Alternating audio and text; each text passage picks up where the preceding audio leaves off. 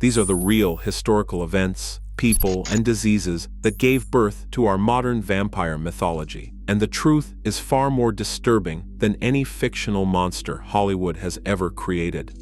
Long before Dracula stalked the pages of Bram Stoker's novel, real people were accused of rising from their graves to terrorize the living. Before Hollywood vampires sparkled in sunlight or seduced victims with supernatural charm, entire villages lived in genuine fear of corpses they believed had returned to drain the life from their communities.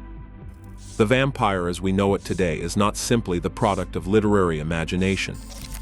It rests on a foundation of documented panic, brutal historical figures, accused serial killers, and misunderstood natural processes that transformed ordinary death into something monstrous. The roots of vampire mythology stretch back thousands of years. In ancient Mesopotamia, some of the earliest recorded fears of the undead appear in references to beings known as Ekimu. These were vengeful spirits believed to arise when burial rites were neglected or dishonored. An Ekimu was not romantic or alluring. It was a restless, dead soul, blamed for illness, famine, and sudden death, thought to drain vitality from the living simply by its presence. Ancient Greece contributed its own precursors to vampire lore through figures such as Lamia and Empusa. Lamia, once described as a queen, was cursed and transformed into a child-devouring monster. Empusa, often depicted as a seductive shapeshifter, lured victims before feeding on them. These myths established patterns that would echo through later vampire folklore. Seduction paired with death, the targeting of the vulnerable, and the idea that life itself could be stolen.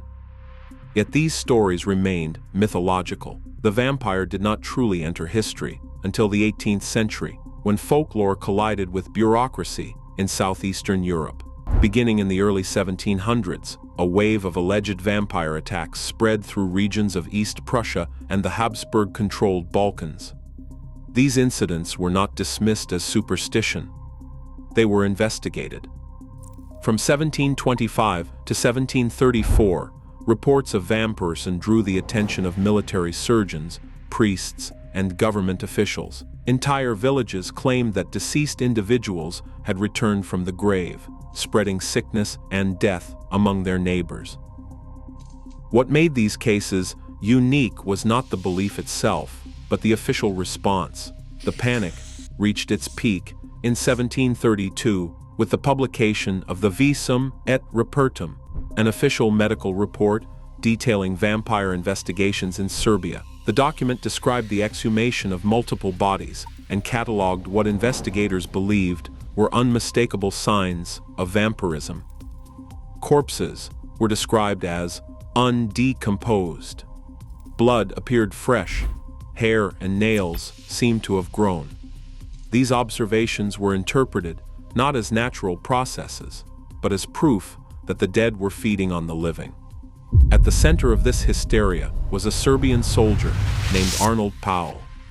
Around 1725, Paole died after falling from a hay wagon. Soon after his burial, villagers reported that he had returned, and several deaths in the community were blamed on him.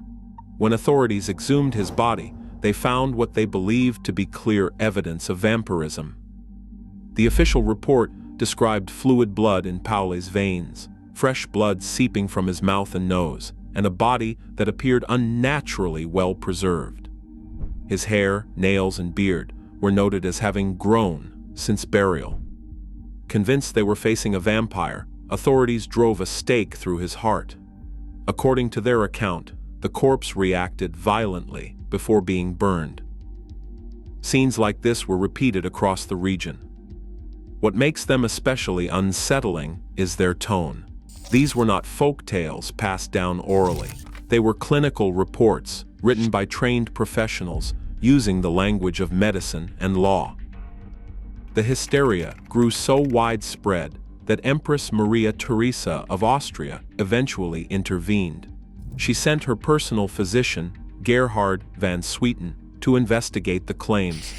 Van Swieten concluded that vampires did not exist, and that the observed phenomena were natural results of decomposition. Following his report, the Empress banned grave desecration and vampire executions. By then, however, the idea of the vampires as a real, historical threat had already taken root. While villagers feared the undead, history was producing figures whose cruelty would later be mythologized into vampire lore.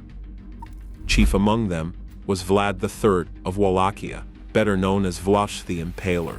Ruling intermittently between 1448 and 1476, Vlad earned his reputation through extraordinary brutality. By some estimates, Vlad was responsible for the deaths of tens of thousands of people, many killed by impalement. One of the most infamous accounts describes a forest of impaled corpses outside the city of Targovest, so horrific that the Ottoman Sultan Mehmed II reportedly turned back rather than face Vlad's territory. The image of a ruler surrounded by the dead would later resonate deeply with vampire imagery. Despite popular belief, Vlad's connection to Dracula is largely symbolic. Bram Stoker borrowed the name and little else. Stoker never visited Transylvania and appears to have known only fragments of Vlad's history.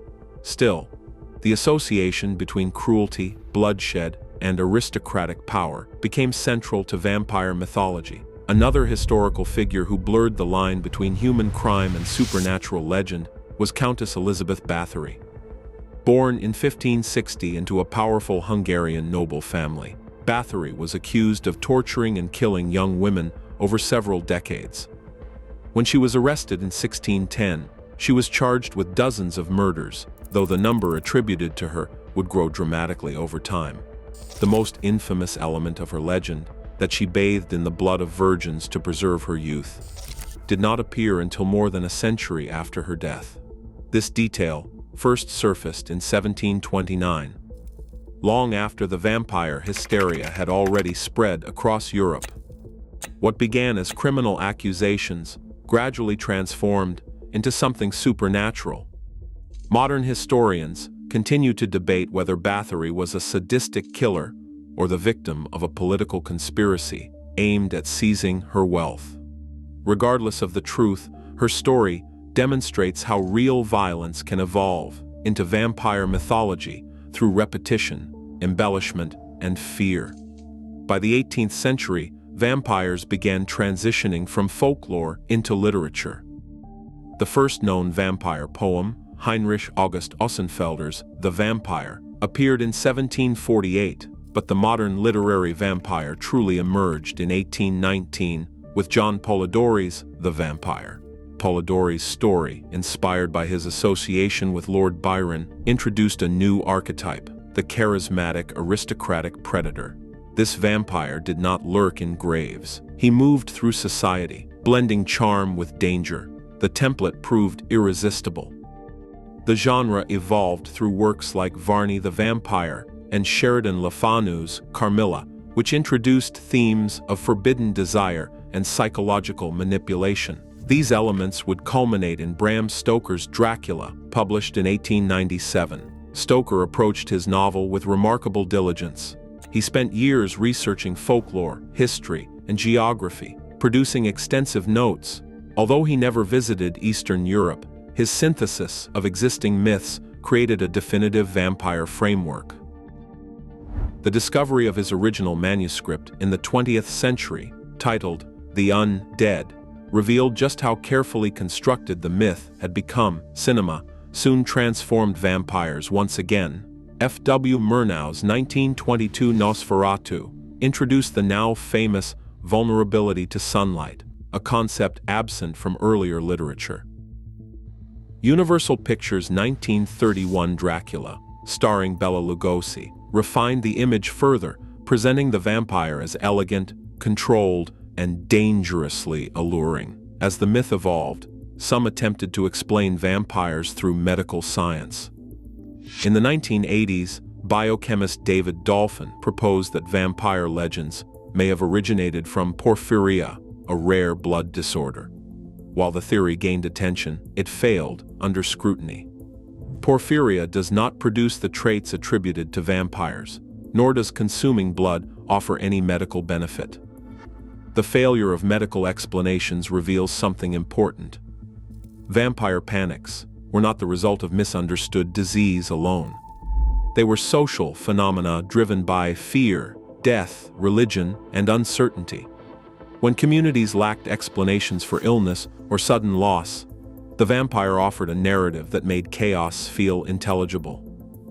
What emerges from this history is a portrait of vampires not as supernatural beings, but as reflections of human fear. They embody anxieties about death, power, contagion, and the return of the past. Each era reshaped the vampire to fit its own concerns. Modern horror continues this tradition. Whether monstrous or seductive, today's vampires still carry traces of bureaucratic panic, historical brutality, and cultural trauma. The myth endures not because it is supernatural, but because it is deeply human. The real history behind vampires shows that the most frightening monsters are not those invented from nothing, but those shaped from reality itself. Where history, fear, and imagination converge, the vampire refuses to die.